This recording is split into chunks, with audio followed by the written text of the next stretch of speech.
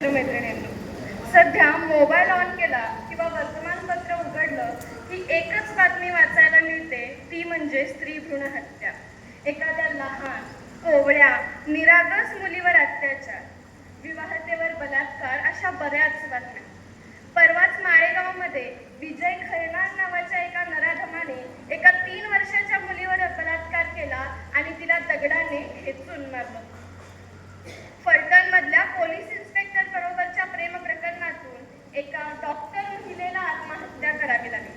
माझ्यासारख्या संवेदनशील मुलीचं डोकं सुन्न करणाऱ्या घटनांमुळे आज सामाजिक प्रश्न निर्माण झाला आहे, तोच म्हणजे आहेत का मुली सुरक्षित. मंडळी, हाच विषय घेऊन मी मधुरा थोरात सादर करीत आहे. कवितेचं नाव आहे आहेत का मुली सुरक्षित. कवी आहेत ऋग्वेदा विश्वासराव. ऐका तर मग ही आमची कविता, ऐका तर आमची व्यथा या कवितेत. आहे का मुलगी सुरक्षित.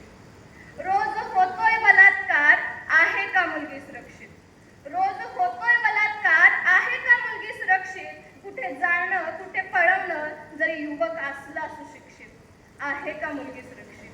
किती माजलेत नराधम, किती माजलेत नराधम, कशा मुली सुरक्षित. जिकडे तिकडे स्वैराचार, रोज एक ठरते भिक्षित, आहे का मुलगी सुरक्षित.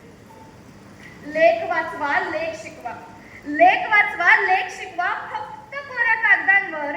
कधी जागणार शासन, मोकाट फिरतय जनावर, आहे का मुलगी सुरक्षित.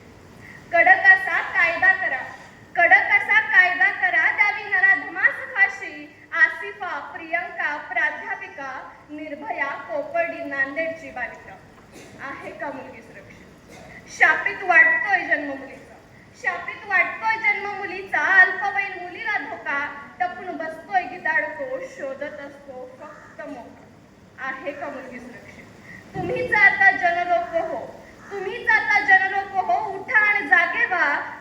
होता अन्याय अत्याचार, ठेचून काढण्यासाठी पुढे व्हा, आहे का मुलगी सुरक्षित. अजून निर्भया